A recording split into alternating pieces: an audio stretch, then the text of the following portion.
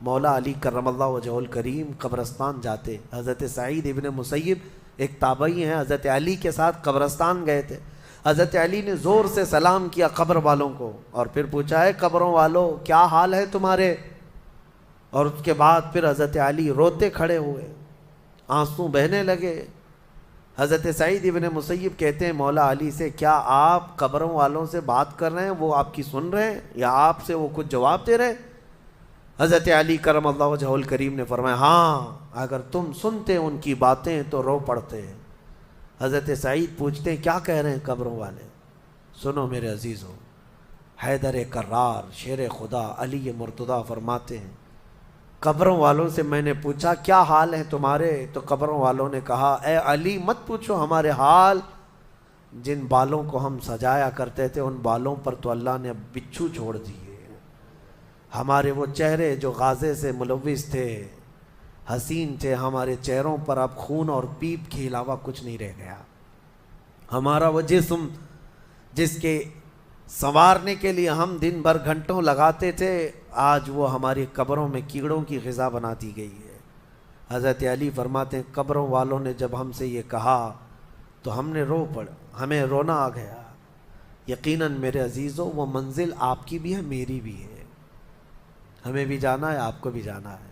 حضرت سفیان ثوری فرماتے ہیں ایک چھوٹی سی بچی کو آپ نے ایک جنازے کے پیچھے جاتے ہوئے دیکھا روتے ہوئے. وہ لڑکی اپنے باپ کے جنازے میں جا رہی تھی, رو رہی تھی اور یہ کہہ رہی تھی اتنی بڑی مصیبت کا دن ہمارے اوپر کبھی آج تک آیا ہی نہیں تھا. حضرت سفیان ثوری نے کہا بیٹا تم پر نہیں تمہارے باپ پر جو دن آیا وہ کبھی نہیں آیا تھا. موت کا دن, موت کا دن سب سے سخت دن ہے, سب سے سخت دن ہے. موت کس طرح سے آتی ہے پتہ ہے؟ فرمایا گیا جیسے ریشم کے کپڑے کو کانٹوں کی جھاڑی پر ڈال دو اور کپڑا کھینچو, کپڑے کے تار تار نکلتے جائیں گے.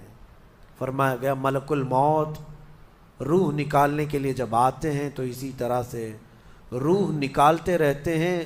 انگلیوں سے, پیروں کی, ہاتھوں کی انگلیوں سے, ناخنوں سے روح نکلتی نکلتی آتی ہے.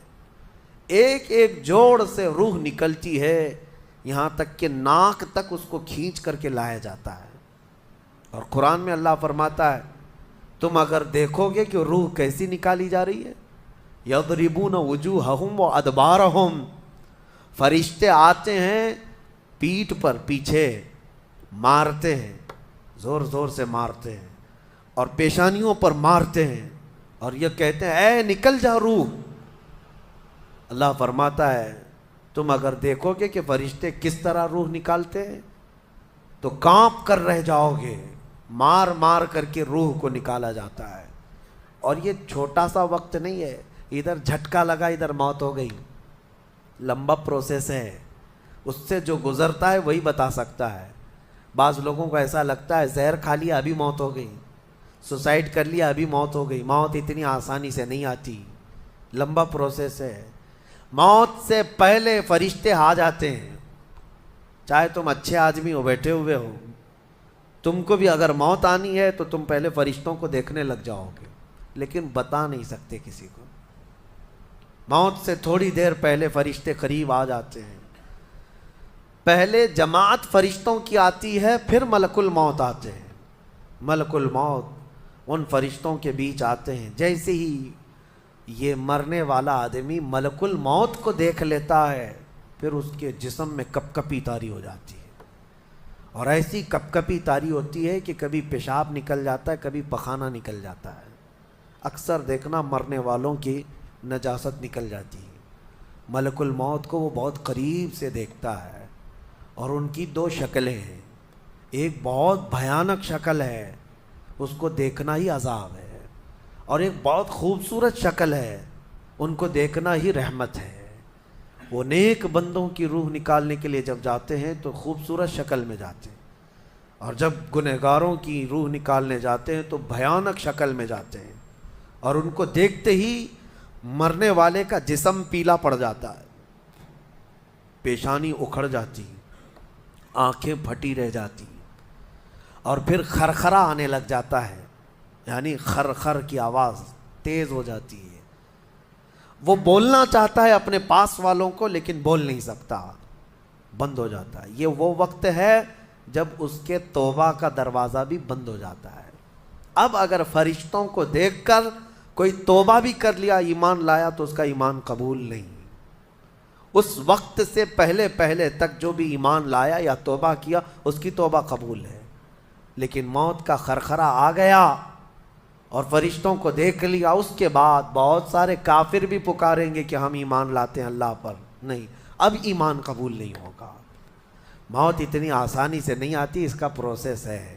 فرشتے آتے ہیں، ملک الموت آتے ہیں، پھر اس کے بعد اس کو گھور کر دیکھتے ہیں، پھر اس کو چت لٹا دیا جاتا ہے، یا جس حالت میں بھی ہے وہ گر جاتا ہے، کھڑا ہے تو گرتا ہے، بیٹھا ہے تو گرتا ہے، موت آنے سے پہلے لڑک جاتا ہے۔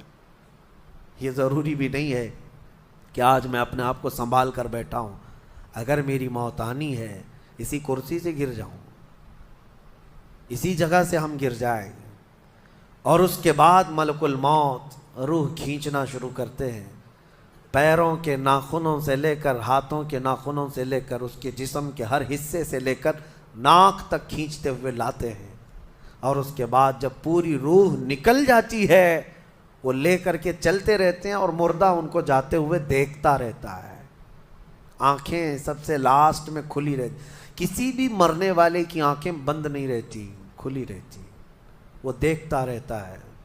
اسی لیے حدیث پاک میں ہے، جب کسی کی روح نکل جائے تو سب سے پہلے تم اس کی آنکھیں بند کر دو، ہمیں بند کرنا ہوتا ہے۔ اور اس کے بعد منہ بھی کھلا رہ جاتا ہے، منہ اوپن رہ جاتا ہے، فرمایا گیا منہ کو دبا کر بند کر دو۔ یہ سب نشانیاں ہیں میرے عزیزوں موت کی سختیوں کی۔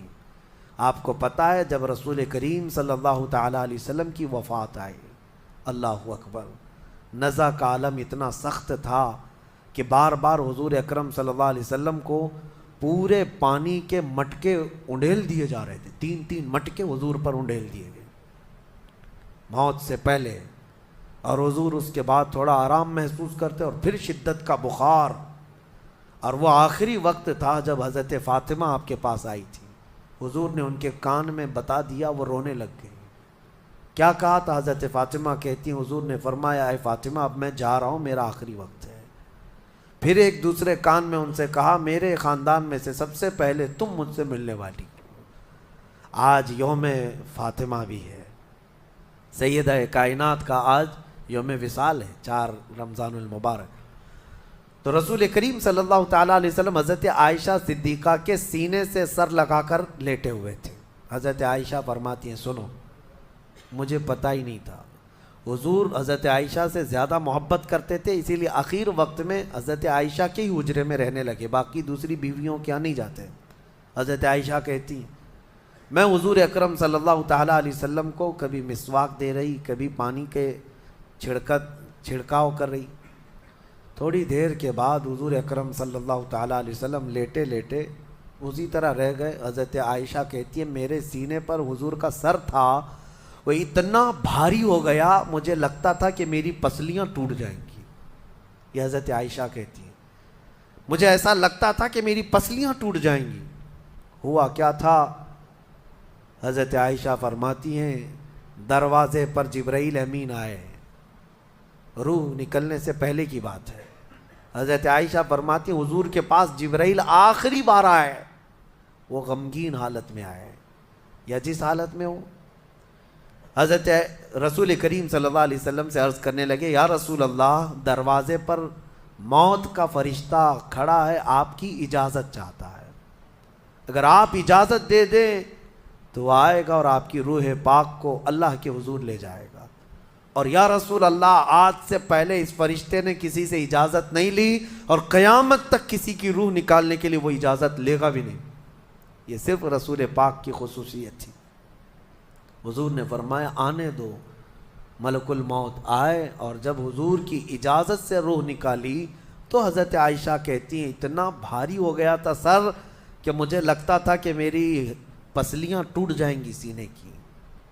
اور اس کے بعد حضرت عائشہ فرماتی ہیں، میں نے حضور کے سر مبارک کو نیچے کی طرف کیا، مجھے پتہ بھی نہیں تھا کہ حضور کا انتقال ہوا۔ میں حضور اکرم صلی اللہ علیہ وسلم سے باتیں کرنے میں مصروف تھی، اسی میں حضرت ابو بکر صدیق حجرے میں آئے، پوچھا عائشہ کیا حال ہے حضور کا؟ حضور اکرم صلی اللہ علیہ وسلم کو دیکھا حضرت ابو بکر نے اور پیشانی مبارکہ پر ہاتھ رکھا تو وہ بہت ٹھنڈی تھی، ماتھے کو بوسہ دیا اور ایک آہ بھری اور ایک جملہ کہا تھا، یا رسول اللہ ایک بار موت آنی تھی وہ آپ پر آ گئی، اب موت کی سختی اللہ دوبارہ کبھی آپ کو نہیں عطا کرے گا۔ موت کی سختی کیونکہ حضور کو انہوں نے دیکھا تھا، کئی دنوں سے تکلیف تھی، 13 دن تک حضور پاک صلی اللہ علیہ وسلم کو تکلیف تھی، 13 دن تک۔ حضرت ابو بکر کہتے ہیں یا رسول اللہ اب موت کی سختی دوبارہ کبھی نہیں آئے گی، جو اللہ کا وعدہ تھا وہ پورا ہو گیا۔ پورا کھل کر کے رو بھی نہیں پا رہے تھے ابو بکر صدیق، اور اپنے اندر دبا بھی نہیں پا رہے تھے۔ موت کی سختی انہوں نے دیکھا اور اس کے بعد کہا اے عائشہ کیا دیکھ رہی ہو، اللہ کے رسول ہم سے رخصت ہو چکے۔ پھر انہوں نے آ کر مسجد میں اعلان کیا اے لوگو اللہ کے نبی کا انتقال ہو چکا۔ اب مجھے یہاں یہ بتانا ہے اگر موت سے کوئی بچ سکتا تھا تو سب سے پہلا نمبر تو رسول اللہ کا ہونا چاہیے تھا، کیونکہ اللہ کے سب سے محبوب نبی وہی ہیں۔ جب رسول پاک صلی اللہ تعالیٰ علیہ وسلم کو بھی موت آئی تو میاں ہمارا اور تمہارا شمار نہیں، چاہے 100 سال زندگی مل جائے لیکن مرنا ضروری ہے۔ بہرحال یہ باتیں بڑی طویل ہو جائیں گی، موت کا تذکرہ اس لیے بھی میں زیادہ کرتا ہوں کہ حدیث پاک میں ہے مومنوں کو یہ تذکرہ کرو تاکہ ان کو گناہوں سے نفرت پیدا ہو جائے اور آخرت کے سفر کی تیاری وہ شروع کریں۔ اللہ کریم ہم سب کو دنیاوی خرافات سے محفوظ فرمائے، دنیا کی لذتوں سے اور یہ فانی خرافات میں مبتلا ہو کر آخرت بھولنے سے اللہ ہماری حفاظت فرمائے۔